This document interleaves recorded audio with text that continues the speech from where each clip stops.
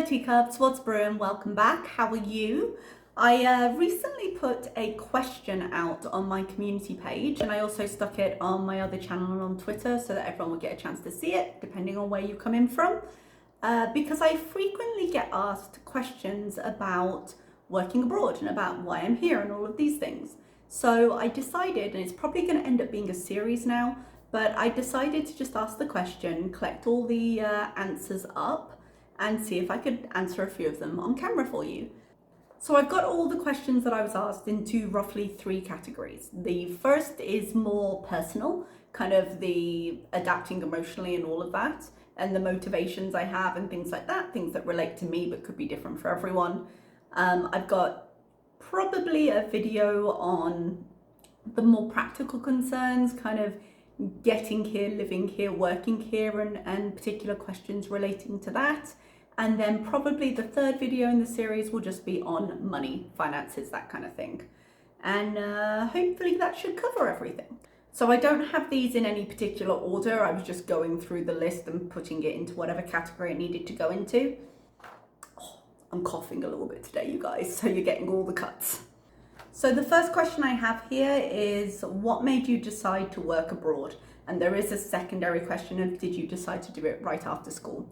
I didn't do it right after school. I actually spent a year abroad. I kind of took a year out in the middle of university. Oh, one day, let me sit down and tell you the story of how I did that, because to this day, I cannot believe I got away with it. But I went to a university in Sweden for a year after my second year of uni. I then came back and did my third year. And after I was done with my third year, I went and worked for Disney in Florida for a year, and obviously non-teaching role. I was working in the theme parks, and then I went on to teaching abroad. So I had some international experience before I got into teaching as a career.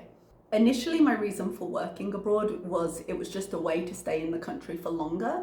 I could have just visited as a tourist, but then you only really go to the tourist sites, and that's fine. It's a great thing to do, but it's expensive and it's very limited. And I wanted to stay for a while, and I couldn't think of a way that I could do that and still be able to fund my living expenses. So it was a case of, okay, well, can I get a job there for a while? And I ended up doing a program called JET, if you're familiar at all with international teaching programs. And so I stayed there for 3 years. But initially, I wasn't traveling to work, I was working to travel. The next question I have was, how do you make friends? It really depends on what you're going into and how great they are at pre-introducing everybody.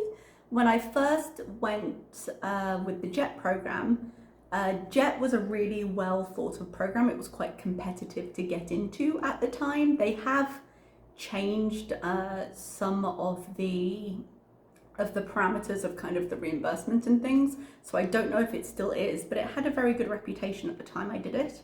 And so people who were applying for the JET program had like forums online and had a lot of places where they talked about it and were kind of supporting each other through the application process and things like that. So sometimes, depending on what you're doing, you can connect with people before you go. Like my new school has a WhatsApp group and has email links for all of the new teachers coming in. So you kind of have a link with people before you get there, because you might not be traveling together. When I was in JET, a big group of us left from, was it London? I feel like it was London I went from. So we were traveling kind of as a group, and we had the induction a few weeks before that as well. But you can't always be guaranteed that. Sometimes it's just a case of, hey, show up and someone will be there to meet you. And that's what happened when I came to Saudi this time, and it's what happened the very first time I did like an extended period abroad. When I went to Sweden, it was literally like, I'll be waiting at this train station, get yourself there by this time. So it was very different from place to place. Now, in terms of making friends, if you just arrive alone and you're fresh in the country by yourself, your workplace will be a big source of this, because if everyone's working together, you automatically have a connection there. And a lot of people tend to be in the same situation where they're coming in fresh or they remember coming in fresh. So they tend to be quite supportive. Some of the schools I've been to have assigned me like buddies when I first gotten here, so they can answer any kind of living in the country questions you might have. Some schools don't have that. My school now does have it, but it's really just in the parameters of mentorship within the academics of the school. So when I was assigned to be a mentor this year, I knew that the person I was mentoring would also live on the compound. And I remembered when I got here how difficult it was, because there's no map for this compound and it's really big. And so just having someone who would have showed me the shop, showed me some of the facilities and go through the basics with me would have been really helpful. And it made settling in here a little bit harder. So I went out of my way to do that for her, because I remember not having it when I came in. Other than that, it's the same way you do it at home, really. I find like we have a gym here on the compound and we also have a beauty salon.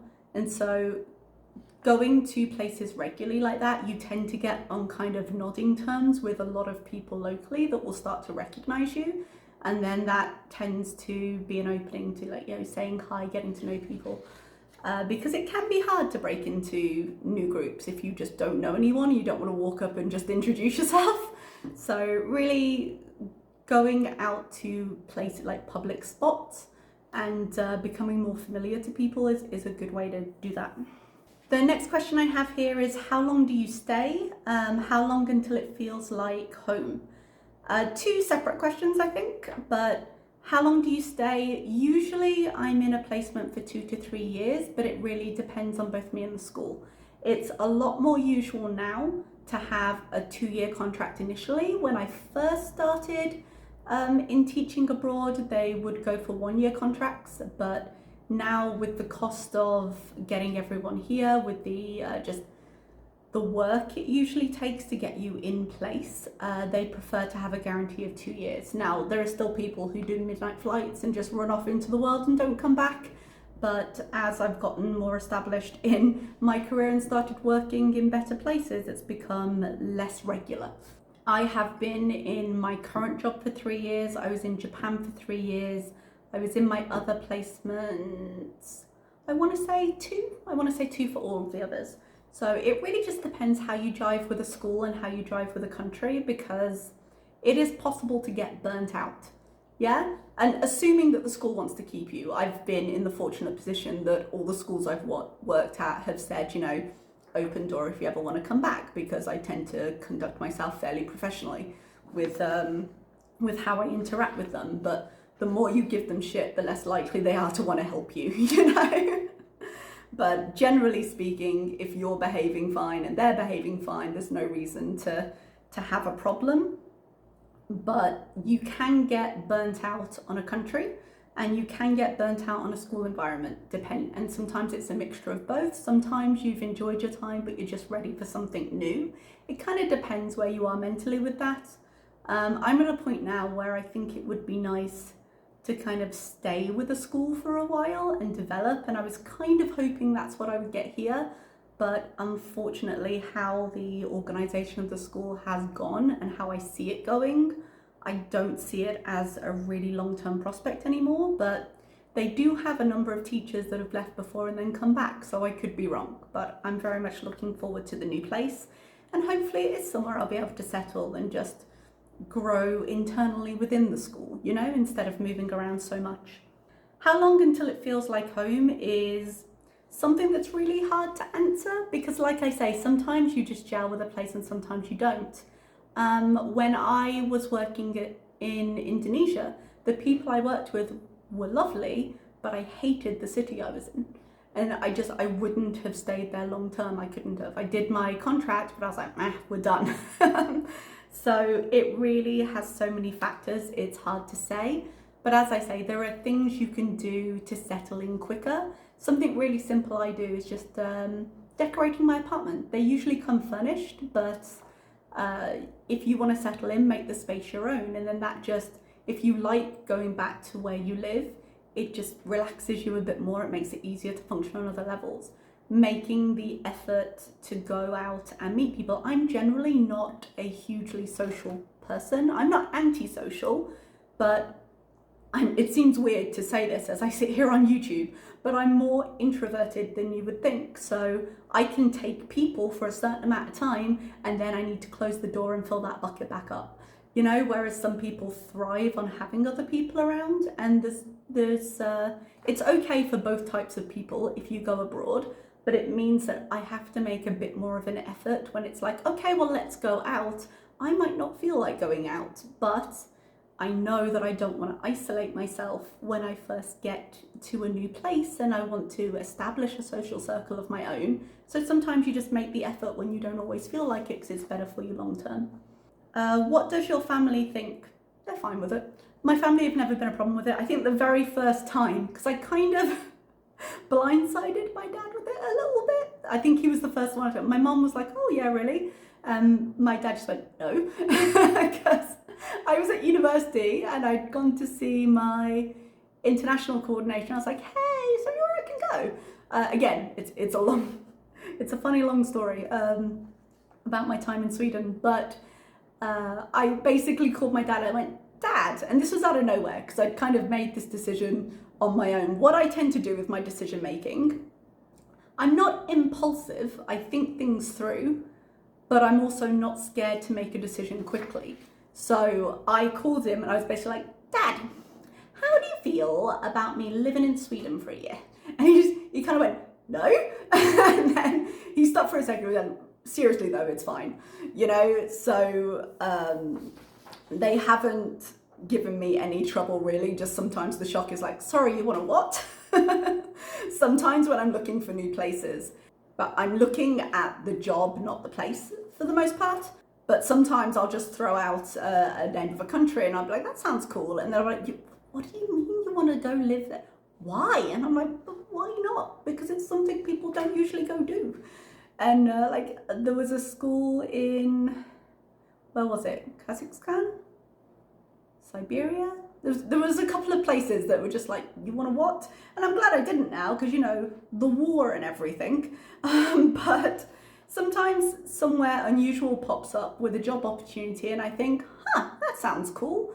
And I just kind of go for it. But that's not always how everybody thinks. So I get a few odd looks sometimes, but you know, I'm the one living with it. So mostly, are you safe? You okay? All right. That's as far as that concern goes. Did you like Japan, and what country have you preferred? I don't know if I miswrote that or if the question was a little bit awkward. I like Japan a lot. I lived there for 3 years. Japan's always been kind of a special one for me because it was the first time I worked abroad. And although I didn't know it at the time, it was like the genesis of my entire life career. Because when I went to Japan, I wasn't intending on being a teacher, because as I said, I was teaching in order to go, but I didn't intend to be a teacher long term. I didn't really know what I wanted to be long term, to be honest, but I always had an assumption that after I had kind of taken a year or two and gotten it out of my system, that I'd go home and I'd kind of settle and I'd put down some roots, and then those roots would mean it was harder to go abroad because I'd have responsibilities at home and I'd kind of live a regular life, just, you know, completely normal traditional life. And that's not, oh, look at me now. But yeah, so when I went to Japan, it was like my one big hurrah, and I was super excited, and it was a good experience. I saw a lot of things. I mean, I've got one of my best friends I met at the onboarding for Jet, and she ended up being in the town next to me, and that's how we met, trying to navigate the Shinkansen down from Tokyo. And I still talk to her. I talked to her today on WhatsApp. We're still friends. That's actually, I refer to my Canadian friend a lot. It's her. We met in Japan, and then she went, where did I go? I went on to China and she stayed in Japan. And then she went on to Korea, and I think I went to Indonesia.